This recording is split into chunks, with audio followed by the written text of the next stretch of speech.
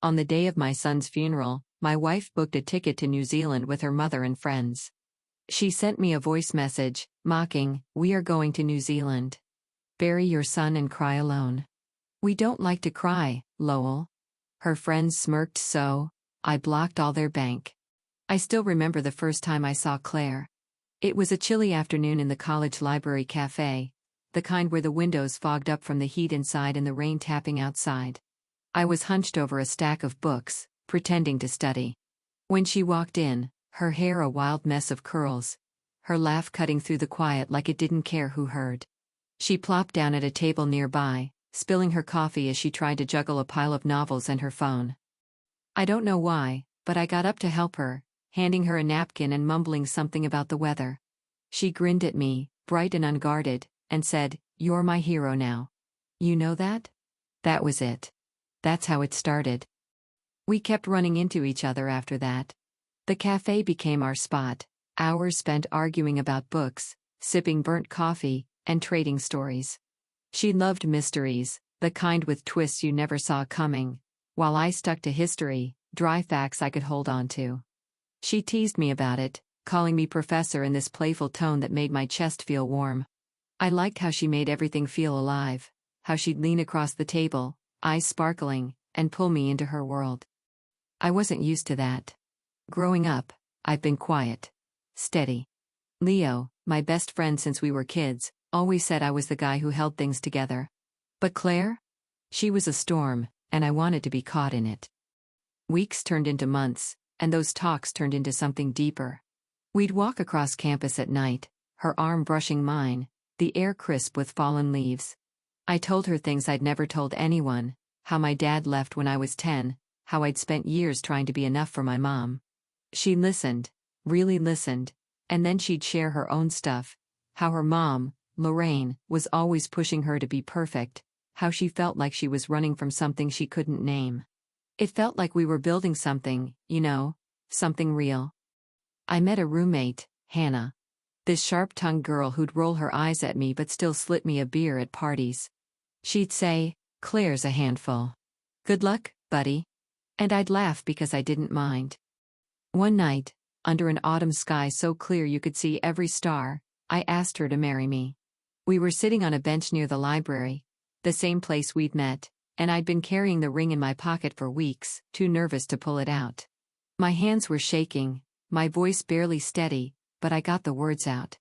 "Claire, I want to spend my life with you. Will you marry me?" She looked at me, her eyes wide, and for a second, I thought she'd say no. Then she laughed, this soft, happy sound, and threw her arms around me. "Yes," she said. "Yes, you idiot. Of course, I will." I slipped the ring on her finger, a simple band I'd saved up for, and it felt like the world clicked into place.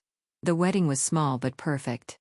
Leo stood by my side, cracking jokes about how I'd finally found someone crazier than him. Hannah gave a toast, half roasting Claire, half warning me to keep up with her. Claire looked beautiful, her dress simple, her smile lighting up the room. We danced under string lights in her mom's backyard, and I remember thinking, this is it. This is forever. I believed it too. Every word of our vows, every promise we made, I meant it. I thought she did too. Back then, I didn't see the cracks. Didn't notice how Lorraine's whispers about me being too soft made Claire's smile falter. I didn't think about how Hannah's warnings might have been more than jokes. I just saw her, my wife, my storm, and I was happy to be swept away. Looking back, those early days were the best we had. The quiet corners of our life, the library, the walks, the way she'd curl up next to me on the couch felt like a foundation I could build on. I didn't know then that foundations can shift, that storms don't always settle. I didn't know that the woman I loved, the one who laughed so easily, could one day turn that laughter into something sharp, something that cut deeper than I'd ever imagined. But that's later. For now, in those first years, it was just us. Me, Claire, and the life I thought we'd share forever. I was happy.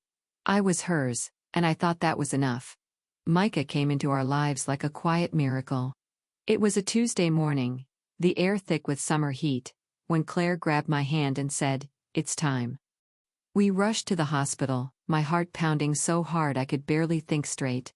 I held her hand through every contraction, whispering dumb things like "You've got this and I'm right here," even though I felt useless. Then, after hours of waiting and worrying, there he was, our son. The nurse handed him to me, this tiny bundle with a scrunched-up face and the softest wisps of hair. I looked into his eyes, dark like Claire's, and something in me shifted. I was a dad. I'd never been so scared or so happy in my life. Those first weeks were a blur. Micah didn't sleep much, and neither did I. I'd stumble out of bed at night, warming bottles while Claire dozed off, her head buried in pillows. I didn't mind holding him close, feeling his little chest rise and fall against mine. It was everything. I'd sit in the rocking chair by his crib, humming tunes my mom used to sing, watching him drift off. Claire would wake up sometimes, peek in, and smile. "You're good at this," she'd say, and I'd grin like an idiot because it felt true. I wanted to be good for him, for her, for us. I started recording everything. His first giggle, the way he'd grab my finger, his wobbly first steps across the living room. I'd play the videos back on rough days, dreaming about the future, teaching him to ride a bike, kicking a soccer ball in the yard, showing him the stars like my grandpa did with me. Claire loved him too, I know she did. She'd dress him up in these tiny outfits, little suspenders, goofy hats, and snap 100 pictures to send to her friends. But she wasn't like me. Where I'd lose hours just sitting with him, she'd get restless. She'd call her mom, Lorraine, to come over and watch him so she could run errands or meet up with Jessa and Tina, her old college buddies. "I need a break," she'd say, tossing her hair back with a laugh. "You're the superhero dad, anyway." I'd nod, tell her it was fine because I didn't want to fight. Lorraine would show up, all perfume and opinions, cooing over Micah but always slipping in little dicks. "Claire needs her freedom," she'd say, like I was chaining her down. I'd just smile and keep quiet, bouncing Micah on my knee. The truth is, I didn't care if Claire leaned on other people. I had Micah. He was gentle, even as a baby, always watching, always curious. He'd reach for my glasses or tug at my beard, and I'd laugh until my sides hurt. Claire would join in sometimes, scooping him up for a quick cuddle before handing him back. "He's all yours," she'd tease, and I'd take him gladly. I built a life around him, working extra shifts at the office to save for his future, fixing up the house so he'd have a safe place to grow. Claire liked the money but not the effort. She'd plan trips we couldn't afford or buy things we didn't need, saying, "Micah deserves the best." I'd agree, even when it stretched us thin, because I wanted him to have everything too. There were good days though, fragile, perfect ones. Like the time we took him to the park, just the three of us. Micah was barely 2. Toddling around with this big grin, chasing pigeons while Claire and I sat on a blanket. She leaned against me, her head on my shoulder, and for a minute it felt like college again, like we were a team. "He's got your heart," she said, watching him stumble and giggle. I kissed her forehead, thinking maybe we were okay. But then her phone buzzed Jessa or Tina, probably, and she pulled away, scrolling through messages while I pushed Micah on the swings. It stung, but I brushed it off. She was still his mom. She still loved him. That's what I told myself. Looking back, I see it now, the distance growing, the way she'd check out when I needed her most. She'd laugh it off, call me Mr. Serious, and I'd let it go because Micah was my anchor. He kept me steady. I'd carry him upstairs after a long day, his head heavy on my shoulder, and feel this quiet joy that nothing could touch. Claire was part of it, sure, but it was Micah who made me whole. I didn't know then how fragile that joy was, how fast it could slip through my fingers. I didn't know that the woman I'd loved since those library days could drift so far, or that the life we'd built could crack under the weight of what was coming. But in those early years, with my son in my arms and my wife still smiling, I thought we had it all. I thought we were enough. Life with Micah was my center, but as the years rolled on, I started feeling the ground shift beneath us. Claire wasn't the same, not the way she'd been in those college days when her laugh used to pull me in like a lifeline. She still smiled, still filled the room with her energy, but it was different now, like she was always have somewhere else. I'd come home from work, tired but eager to see her and Micah and find her on the couch, phone in hand, planning another weekend away with Jessa and Tina. "We're thinking Hawaii this time," she'd say, barely looking up. I'd nod, ask how Mika was, and she'd wave a hand toward the backyard where he was playing with Lorraine. "He's fine. Mom's got him." It didn't feel right, but I let it slide. I always let it slide. Micah was growing fast, 4 years old now, all skinny legs and big questions. I'd spend hours with him, building towers out of blocks or reading him stories about pirates and dragons. He'd curl up next to me, his head on my chest, and I'd feel this ache of love so strong it almost hurt. Claire would pop in sometimes, ruffle his hair, and say, "You two are peas in a pod," before disappearing to call her friends or scroll through pictures of places she wanted to go. I told myself it was just her way, needing space, needing fun. We were different. That's all. I liked the quiet, the steady routine of work and home and Micah's bedtime hugs. She liked the rush, brunches, shopping sprees, trips that left our bank account gasping. I'd see the credit card bills, sigh, and pay them off thinking it kept her happy. That's what mattered, right? But then the jokes started. Little ones at first, easy to brush off.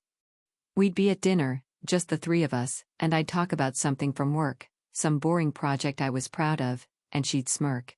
"Oh, honey, you're so soft," she'd say, her voice light but sharp around the edges. Soft. It didn't sound like a compliment anymore. Micah would giggle, not understanding, and I'd force a laugh too, but it stuck with me. She'd say it in front of Lorraine sometimes, and her mom would jump in, nodding like it was gospel. "You're a good man, but Claire could have aimed higher," Lorraine said once, sipping her wine while I cleared the table. Claire didn't argue, just grinned and changed the subject. I'd stand there, hands full of dishes, feeling the weight of it settle in my gut. I tried to talk to her about it once. It was late. Micah asleep upstairs, the house quiet except for the of the fridge. I sat next to her on the couch where she was flipping through a travel magazine. "Claire," I said, keeping my voice low. "Do you still want this?" "Us." She looked at me surprised, then laughed. The short, dismissive sound that hit me like a slap. "What's with you tonight?"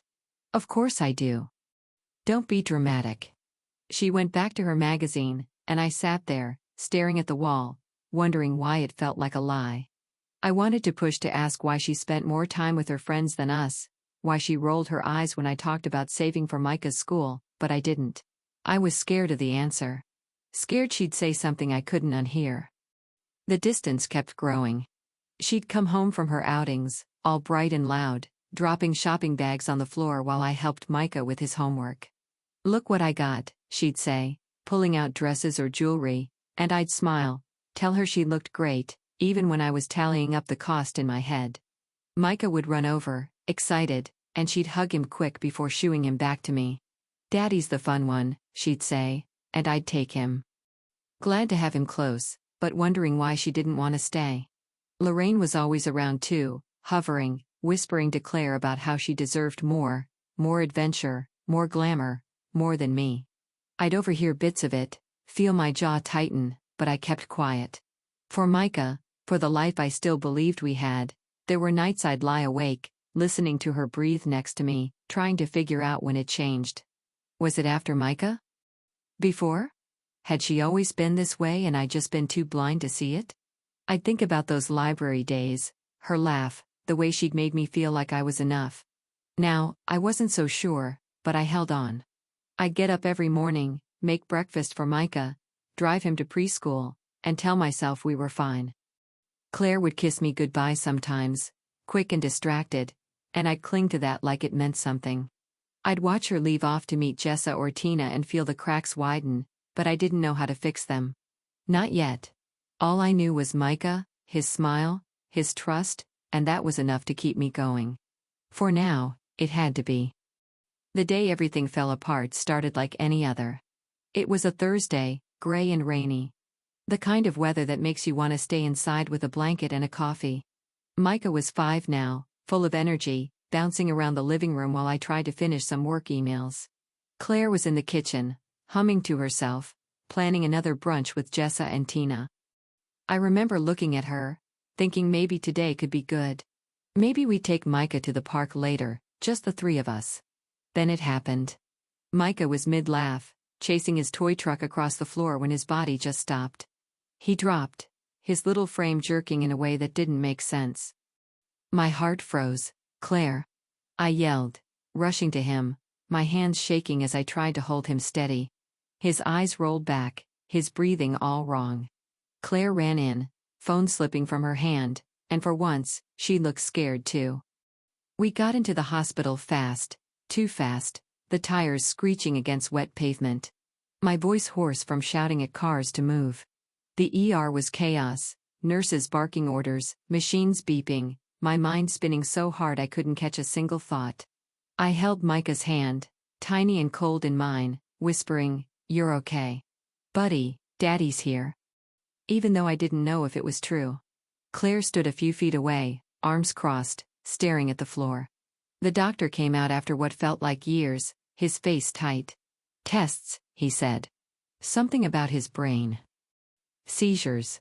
We waited, me pacing, Claire texting Lorraine to come. Hours dragged by, each one heavier than the last, until the doctor came back. His words hit like a punch. "I'm so sorry. We did everything we could." Micah was gone. My boy, my sunrise, was gone. I couldn't breathe. The room tilted, my knees buckled, and I grabbed the wall to stay upright. My chest felt like it was caving in, this raw, ripping pain I didn't know how to hold. I looked at Claire, needing her, needing us to face this together. She was standing by the door, Lorraine's arm around her, her face blank. No tears, no sound, just nothing. "Claire." I croaked, reaching for her, but she stepped back closer to her mom. "I need air," she muttered, and they walked out, leaving me there with the echo of the doctor's words and the empty space where Micah should have been. I sank into a chair, staring at the floor, trying to understand how my world had just shattered. The next hours were a fog. I signed papers, answered questions, nodded when people spoke, but none of it felt real. Micah's face kept flashing in my head, his grin, his messy hair, the way he'd say "Dada" when I tucked him in. I wanted to scream, to break something, but I just sat there, numb. Claire came back eventually, Lorraine trailing behind her, and I thought maybe now she'd sit with me, hold my hand, let us mourn together. Instead, she started talking about logistics, funeral plans, who to call, like it was a checklist. "Mom's handling the flowers," she said, her voice flat. I stared at her, waiting for something more, something human, but she wouldn't meet my eyes. Lorraine patted her shoulder, murmuring, "You're doing fine, sweetie," and I felt this sick twist in my stomach. Where was my wife? Where was the woman I'd loved? That night, I went home alone. Claire said she was staying at Lorraine's to process, she told me, grabbing a bag and tossing clothes into it like she was packing for a trip. I didn't argue. I couldn't. I walked into our house, the silence screaming at me. Micah's toys still scattered on the floor. I picked up his truck, the one he'd been playing with, and held it so tight my knuckles went white. I wanted Claire there, wanted her to sit with me, cry with me, anything, but she was gone. I lay on the couch, staring at the ceiling, replaying every second of that day. The seizure. The hospital. The doctor's face. Claire's coldness. It didn't make sense. How could she walk away? How could she leave me to carry this alone? By morning, I knew something was broken beyond fixing. I'd lost my son, and in a way, I'd lost her too. The rain kept falling outside, drumming against the windows, and I sat there, holding Micah's truck, feeling the weight of it all crash down. I didn't know what came next, didn't know how to keep going, but I knew one thing. Claire wasn't with me in this. She checked out, left me in the wreckage, and I was too lost to see what that meant. Not yet. For now, it was just me, the rain, and the hole where my family used to be. The morning of Micah's funeral hit me like a brick wall. I woke up on the couch, my neck stiff, the house too quiet without his little footsteps running around. The rain had stopped, leaving everything outside damp and gray, matching the hollow ache inside me. I hadn't slept much, just stared at the ceiling all night, clutching that toy truck, trying to make sense of losing him. Claire hadn't come home. She'd texted once, late, saying she was still at Lorraine's, that she'd meet me at the cemetery. I didn't reply. What was there to say? My son was gone. My wife was a stranger, and I was supposed to bury him today. I got up, showered, put on the black suit I'd worn to my mom's funeral years ago. It still fit, but I felt like a different man wearing it now. I was pouring coffee, hands shaky, when my phone buzzed on the counter. I figured it was Leo. He'd been calling, checking in, offering to drive me to the service. But it wasn't a call. It was a voice message, the little icon blinking with Claire's name. My stomach twisted. I didn't want to hear her voice, not after last night, not after she'd left me alone in this. But something made me press play, maybe hope, maybe desperation.